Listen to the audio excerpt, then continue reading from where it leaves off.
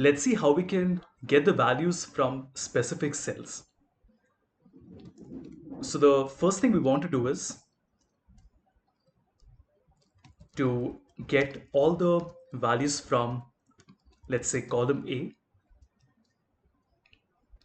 To do this, we can simply write sheet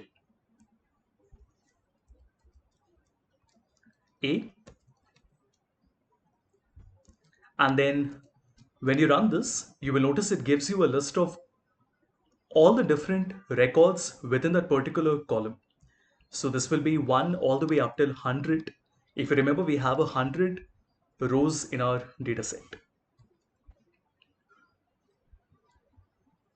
Now let's say we want to get the values from a range of columns.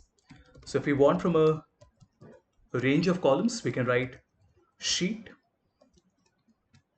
A colon B, and now this will give you from A1 all the way up to B100. If you try to write A5 B10, same thing. Now it gives you the values from a specific range. So if we do that once again, so this is your range of columns, and then we can also write range of cells. So let's say from A1 till B5, and this gives you the value from A1 to P5.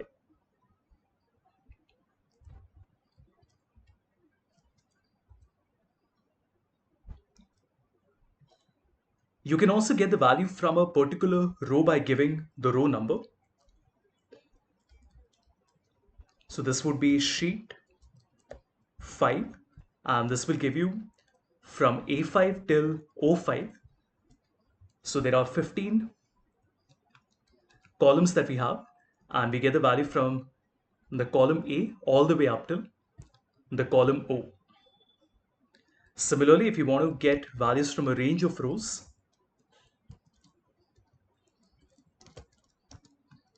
this would be 5 colon 6, and it gives you values from A5 till O6. Let's do something different now.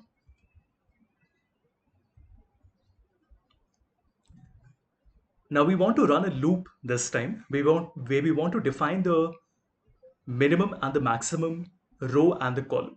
So we say that for row in my sheet dot iteration rows, and now we will say that our minimum row is equal to 1. We say that our maximum row is equal to 2, and then the same thing for the column as well. Our minimum column is 1, our maximum column is 3, and once we've done this, we can print the row, and if you notice, it gives us A1, B1, C1, A2, B2, and C2. How is this working? So it is giving us 2 rows, which is our min and max, and then giving us 3 columns, which is 1 and 3, like this.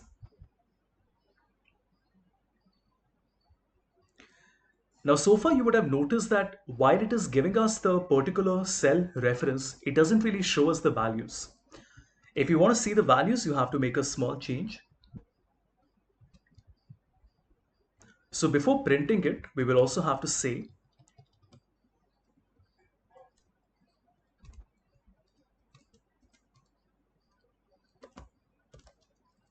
values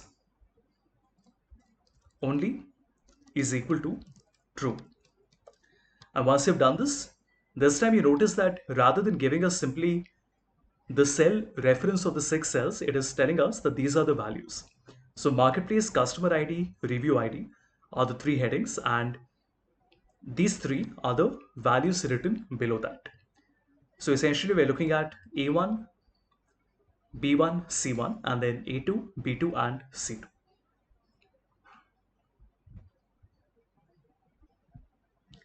Sometimes you might want to refer to all the rows, and if you want to do that, you can simply write for row in sheet dot rows, you want to print the row. And once you've done this, you notice you get a list of every single value that is available in the worksheet, which starts at A1 and then ends at O100.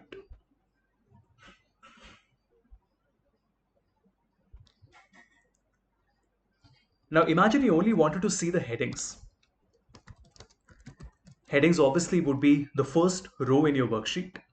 So we can say for value in sheet dot iteration rows min row is equal to 1.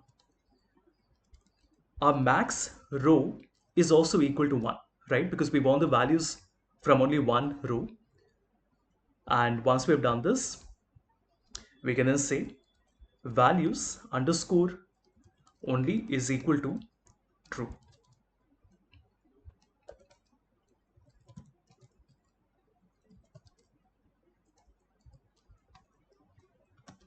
Right? And it gives us a list of all the headings that we have in our data set. And obviously, if you wanted to get specific columns, you could have done that too. So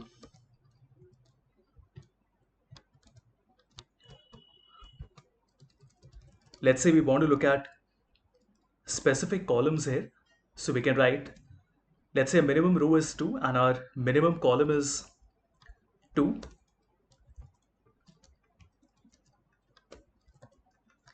And our maximum column is, let's say, 4.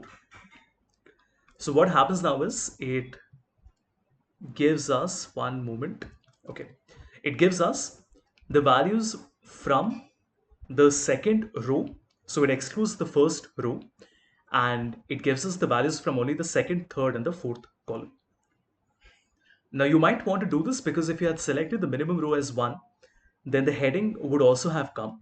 If you want to skip the heading, you can simply write the number 2 and you get the result like this.